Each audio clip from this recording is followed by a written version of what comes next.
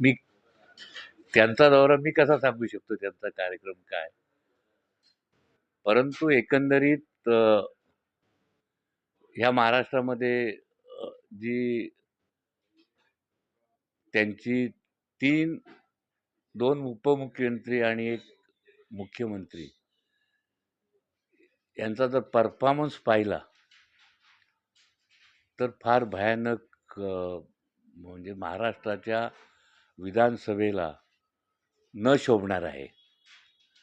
एका बाजूला मोठमोठी भ्रष्टाचाराची प्रकरणं, आम्ही नाही बोलत, विरोधकाचं कामच आहे ते. संविधानाने दिलेला तो विधानसभेमध्ये त्यांचा अधिकार आहे. पण न्यायालयाने त्यांना धमकी देते की तुम्ही हा टेंडर रद्द करता की आम्ही करू. अशी या महाराष्ट्राच्या मंत्रिमंडळाची कधी अवस्था मी राजकारणात असल्यापासून पाहिली नाही. प्रत्येक वेळेला न्यायालयच हस्तक्षेप करतोय. दुसरी गोष्ट अशी आहे की जे काही बाहेरची लोक विधान भवनामध्ये शिरून, आपण पवित्र कायदे मंडळ आहे, तिथे 2 आमदारांचे कार्यकर्ते त्या विधान भवनामध्ये आतमध्ये घुसतात आणि त्या विधान भवनाच्या आवारात इमारतीमध्ये मारामारी करतात. हा तर एकदम गुंडागिरीचा कळस.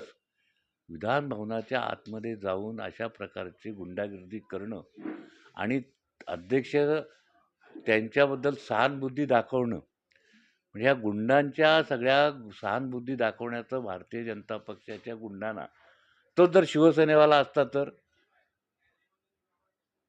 त्यांनी काय केलं असतं? आणि म्हणून मला वाटतं त्यांच्या पायाखालची वाळू घसरलेली आहे आणि म्हणून त्यांना दिल्लीमध्ये जावं लागतं असा राजकीय माझा अंदाज आहे.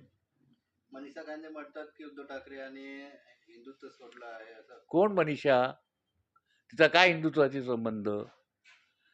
हिंदुत्वातीच ते कुठे होते? 92च्या दंगलीमध्ये होते का इथे बोरिवलीमध्ये, मुंबईमध्ये? त्याच्यामुळे त्यांनी त्या निवडून आल्यात, त्यांचा आम्ही रिस्पेक्ट करतो. परंतु हिंदुत्व हे मनीषाताईंनी हिंदू हृदय सम्राट, शिवसेना प्रमुख बाळासाहेब ठाकरे यांच्या निष्ठावंत शिवसैनिकांना शिकवू नये, असा मी त्यांना एक चांगला सल्ला देतोय. हिंदुत्व काय ते आम्ही भोगलंय. तुम्हाला माहीत नाही हिंदुत्व काय ते. आम्ही होतो ना. त्यांचे विटा आल्या, गंगेचं पाणी आलं, राम मंदिर आल्या.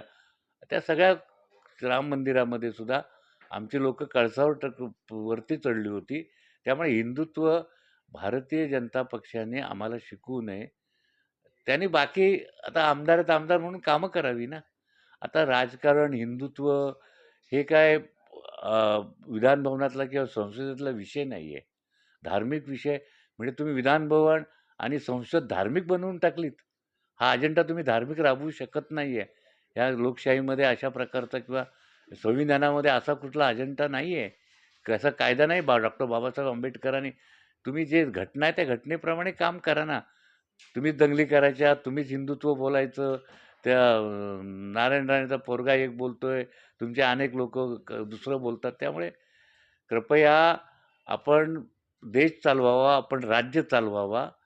हिंदुत्व हे काय तुमच्या मोदी आल्यानंतर आलेलं नाही.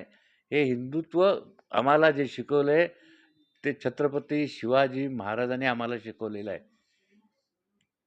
त्यापासूनचा 1600 पासूनचा इतिहास हा हिंदुत्वाचा ह्या महाराष्ट्रामध्ये आहे. त्यामुळे ह्याने काय ह्यांना काय उत्तर देण्याच्या सुद्धा आपण त्यांच्या प्रश्नाला उत्तरं देण्याची योग्य उत्तरं नाहीत त्यांची. कोल्हापूरची एक हत्या आहे जे गुजरातमध्ये गेली आहे. आपण कसं पाहता? आता सरकार कसं पाहतं ते मी बघतोय. लक्षामध्ये आता माननीय मुख्यमंत्री प्रयत्न करतायत असं त्यांनी त्यांची मीटिंग घेऊन बोललेलं आहे. परंतु जे काही चाललंय लक्षामध्ये, आता मला कळत नाहीये ही काय केंद्र शासनाच्या ताब्यात नाहीये.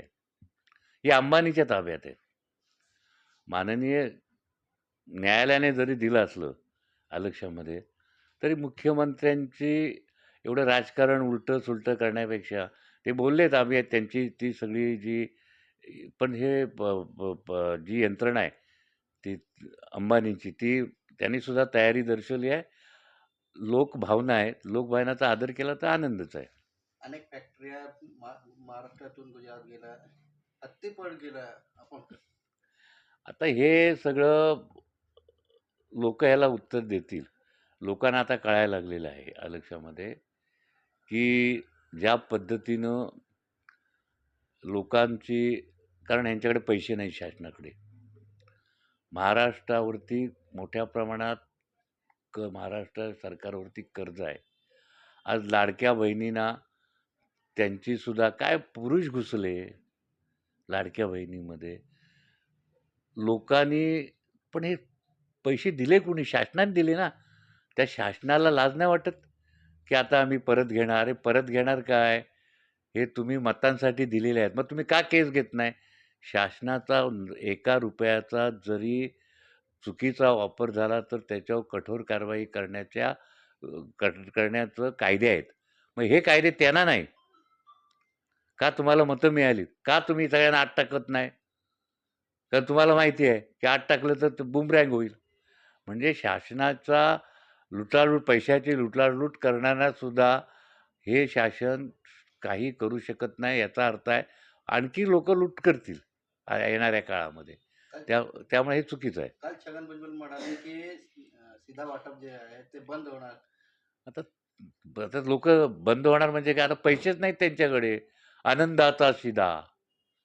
म्हणजे केवळ निवडणुकीच्या तोंडावर लोकांना थापा मारलेल्या आणि आता गुंडांचं काय आहे महाराष्ट्रामध्ये? गुंड सगळे बाहेर आलेत, तेव्हा सगळे बाहेर काढले. आलक्ष्यामध्ये गुंडागिरी वाढलेली आहे आणि ही राजकीय गुंडागिरी आहे. एक काळ आम्ही पण पाहिलेला आहे. दाऊदचा काळ पाहिला, गवळीचा काळ पाहिला आहे. आलक्ष्यामध्ये वेगवेगळे गँगस्टर पाहिलेत. पण त्यांना राजकीय असा प्रकारचा प्लॅटफॉर्म नव्हता. आता राजकीय प्लॅटफॉर्मवरून ह्यांच्या आशीर्वादानं गुंडागिरी करते. हे फार महाराष्ट्राच्या हिताचं नाही. हे बघा बाहेर चॅनल बोला.